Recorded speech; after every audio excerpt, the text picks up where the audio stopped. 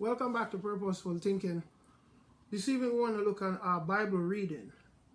Many of us as Christians do read our Bible, but we don't really understand the best way to read it. I remember having a conversation with a friend of mine, and I was saying that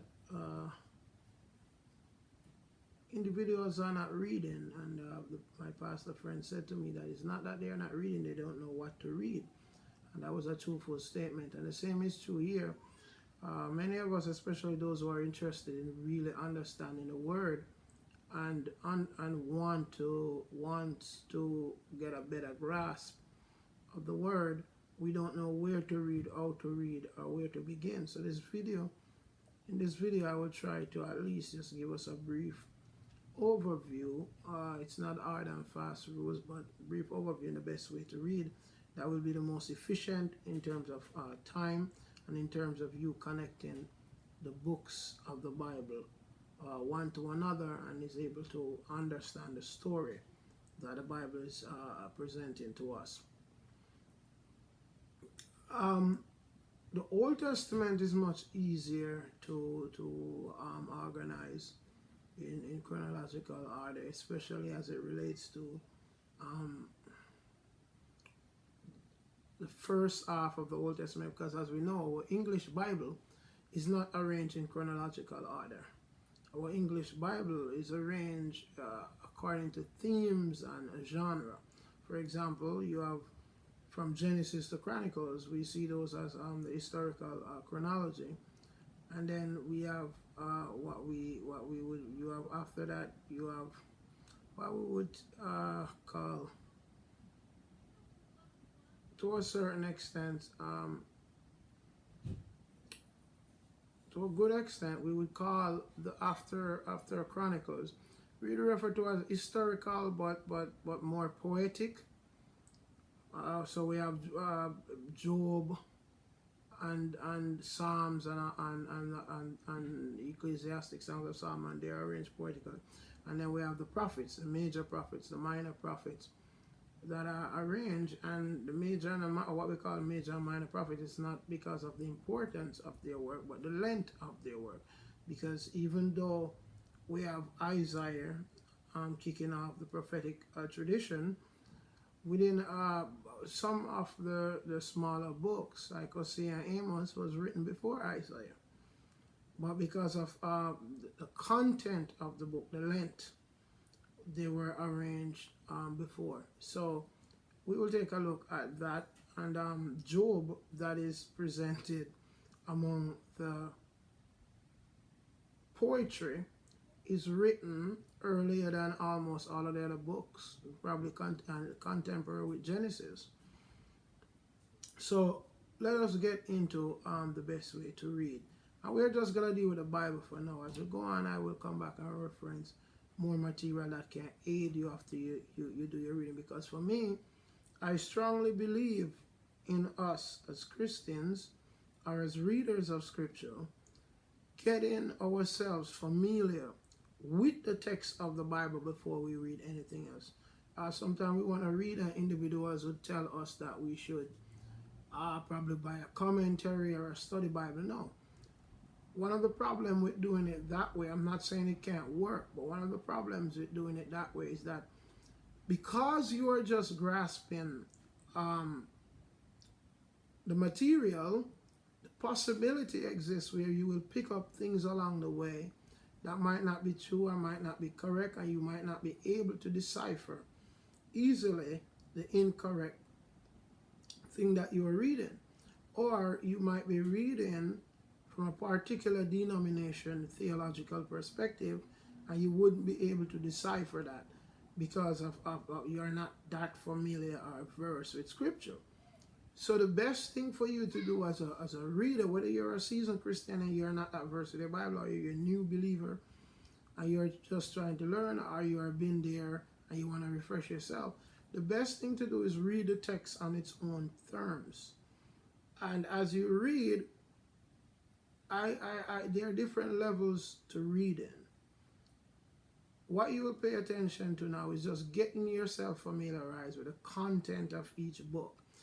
as you go through that and you master that, you can always go back and reread, and then you pay attention to details. You're gonna do skim reading for the first, not skim as in you just run through it, but you're not gonna get bogged down by details because you want to get familiar with the literature itself, and then you go back and reread, and then you can do more detail-oriented reading. So for now, I would advise anyone that is starting out reading to read the books of the Bible first on their own terms, without the aid of any commentary, without the aid of anything else. Just read the book on its own terms. Just as you would read another book, you would read it on its own terms to get familiar with the content and how the story is told, even though the Bible is not the same as every other book. But if you get what I'm saying, read it on its own terms. After you get through that, then you can go ahead and do more detailed reading. All right, so let's begin. So as I said before, from Genesis to 2 Chronicles, the Bible is arranged to a great extent in chronological sequence, and I will get to Chronicles for you. It's really from Genesis to 2 Kings, and Chronicles is the retelling of the stories from Samuel and Kings. But when we get down to that, okay. So the first, you start with the first 5 books: Genesis, Exodus, Leviticus, Numbers. You read those in chronological order. They tell you the story of the patriarchs and Israel and Israel's founding. But the book of Job was written during the time of Genesis, and some of the reasons why we know that, are one specific reason is Job was the patriarch of his household. He offered up the sacrifices on his own terms because the prophetic tradition, or the Levitical tradition, was not in existence then. And also the poetry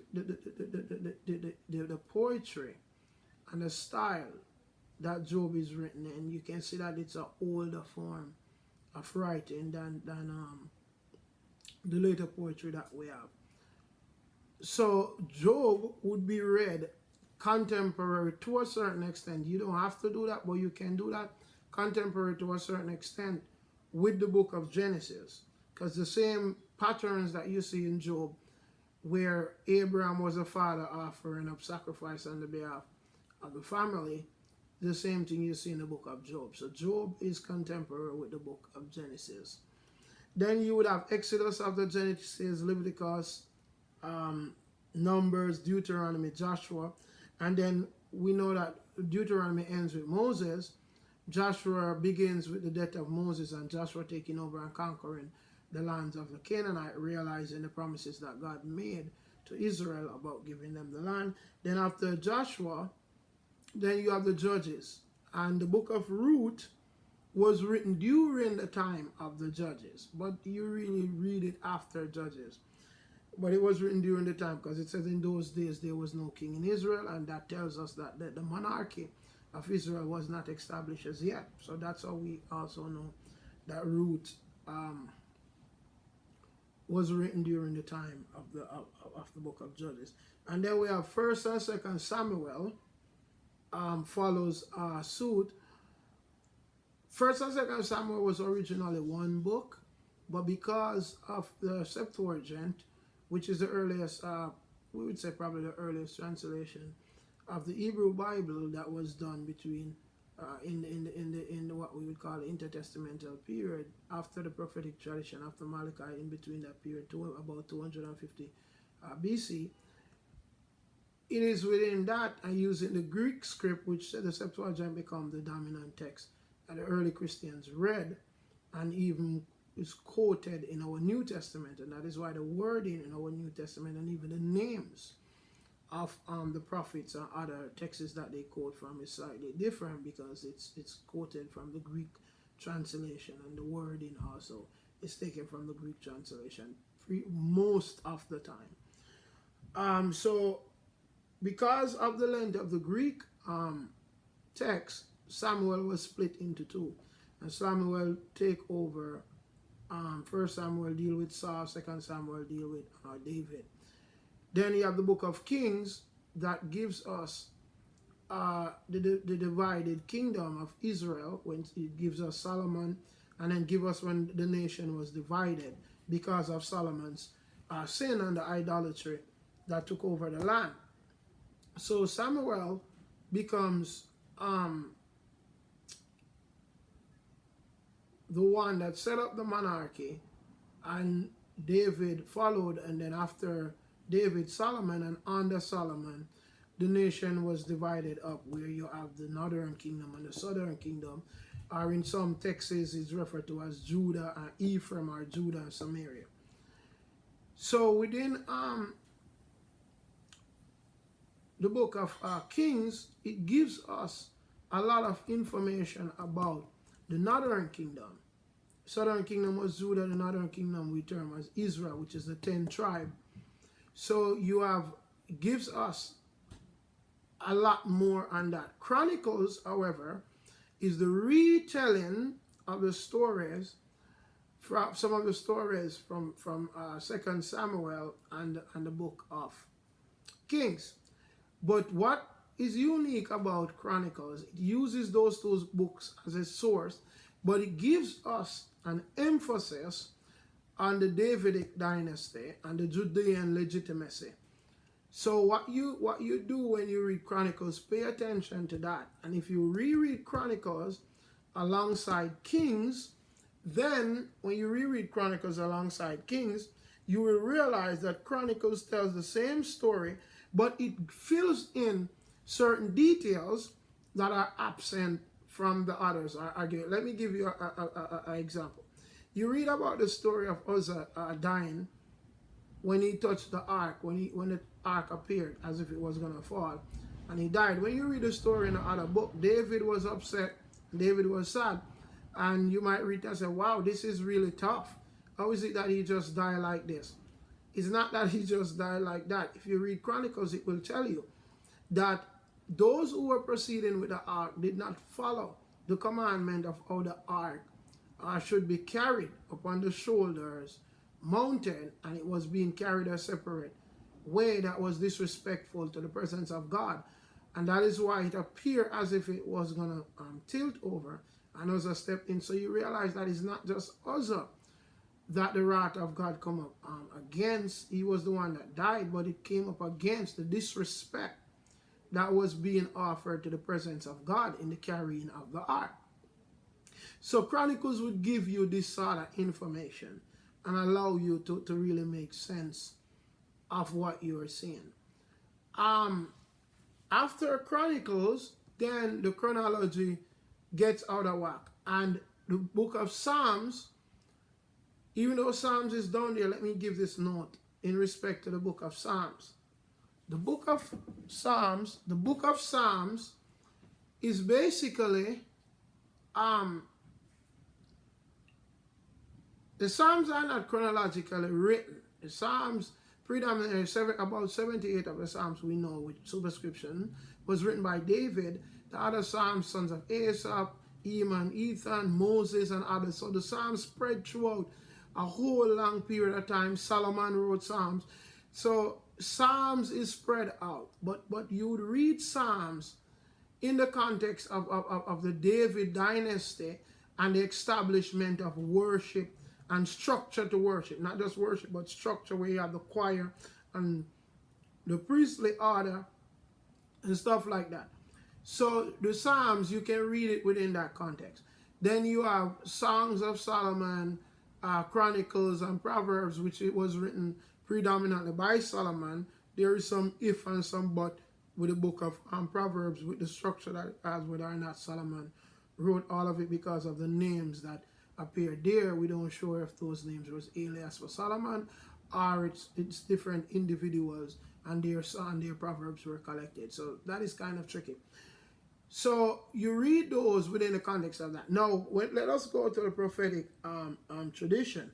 When you get down to the prophetic tradition, this is what I would admonish you to do before you begin to read the prophetic tradition, so you make sense of what you're reading in the scriptures of the prophet, is go back and to read Leviticus 26 and 27 and read from Deuteronomy 28 to probably, somebody said 31, but you can read to the end.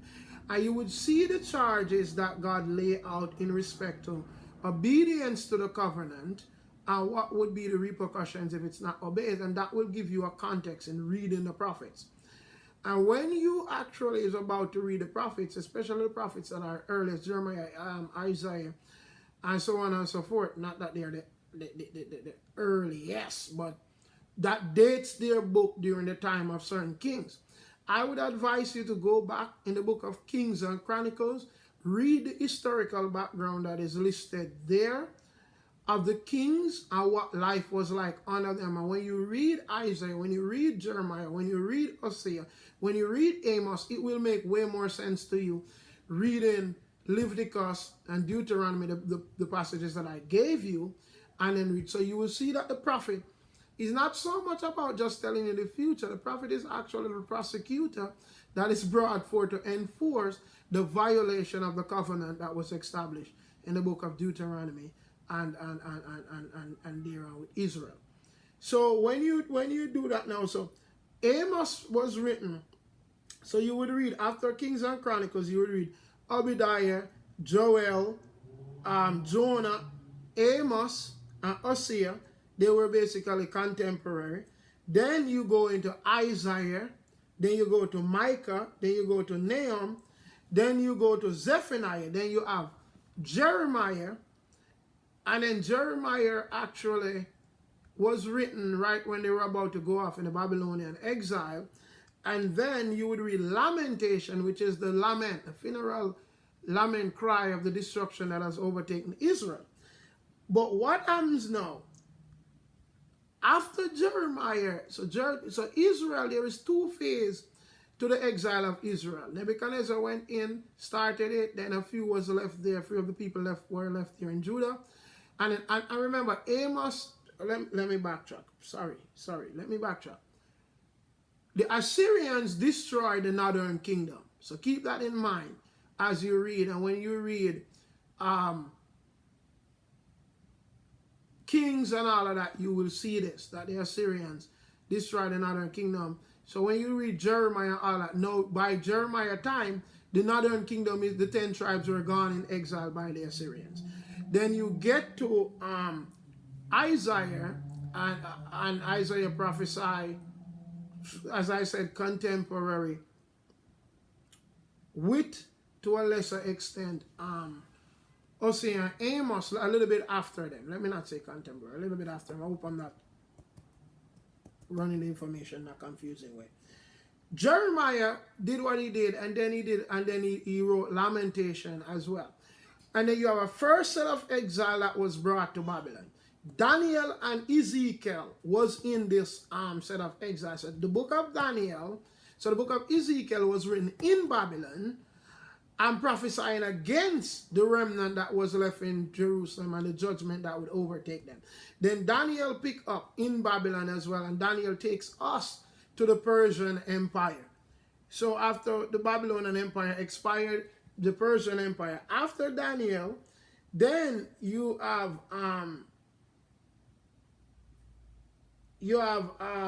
Esther, Nehemiah, Ezra, which Esther is the end of the Persian Empire, and Nehemiah and Ezra is the rebuilding of Jerusalem after the exile. When you read the book of Daniel, you will see Daniel saying, referring to him reading the book of Jeremiah, and saw that after 70 years. After that, then, what comes up important after Daniel and the Ezra and the Nehemiah and the Esther is the book of Haggai and Zechariah. They prophesied when the nation went back home and refused to rebuild the way that they should and was focusing on their own self-interest. So Haggai and Zechariah came on there to critique the nation and correcting them. And then after that, we have Malachi. So that's it. So you have Zephaniah, Habakkuk, after Nahum, after Nahum you have Zephaniah, Habakkuk, and then you have Jeremiah, Lamentation, Daniel, and Ezekiel. Then you have Zechariah and Haggai, and then you go down to Malachi. Because remember, Esther was in the Persian Empire, which is where the book of Daniel left off, and so that's how you deal with the Old Testament. So that's how I would tell you to read. And remember, before you begin, the prophets, go back and read Leviticus 26 and 27 and Deuteronomy, I would say 27 or 28 to 31. And you get a sense of why the prophet is doing what he was doing. As it relates to the New Testament, let me run through this real quick. The New Testament is not so much arranged in chronological order. The New Testament is centered around Jesus and the development of the early church. But the earliest writings in the New Testament is the writings of Paul. He wrote before the gospel writers. So the New Testament, this is how I would admonish, encourage to read it. The four Gospels, the book of Acts as it is arranged. So you read the four Gospels, then the book of Acts. Then after Acts, I would not go to the book of Romans. What I would do is read Galatians and the book of Hebrews. Some would argue that Galatians is the first book that was written. Some would argue for Thessalonians. There is debate there. But why I said Galatians and Hebrews, Jesus' followers were Jewish. And because they were Jewish, and the radical revolution that came about with the Jesus appearing on the scene, the Messiah, there was some dispute about what in the law continued and what was discontinued. The book of Hebrews and Galatians deal with that because the Galatian churches find themselves in a confusing state in terms of what was Acts 15 is helpful in viewing the book of Galatians. And then I would read the book of Hebrews because the book of Hebrews deals with the old covenant and the superseding of that by the new, and that will give us a good sense of the tension that exists. And then I would go now and read the other Pauline letters and the book of James and Peter and the other writings. After that, you can decide how you want to read those. But contextualizing the tension that exists in the early church, Galatians and Hebrews would be good to read before you get down into some of the other epistles. And then on the book of Revelation, by the time you get to Revelation, you would have been familiar with the prophetic tradition, and that prophetic tradition helps you to understand. I will do another video on reading the book of Revelation in the future. So that is how I would encourage us to read in the future. I will reference some resources about reading. So I hope this video is helpful. You can start there and follow the steps that I give, and it will be helpful. Give me your feedback. Give me your suggestions. Tell me what you think about the reading and if it is helpful. And that, I think, is the most efficient way to read the scripture. Until next time we see you again, remember to subscribe, remember to like, remember to leave your comment. And for more content like this, please always feel free to come back to Purposeful Thinking. Thank you.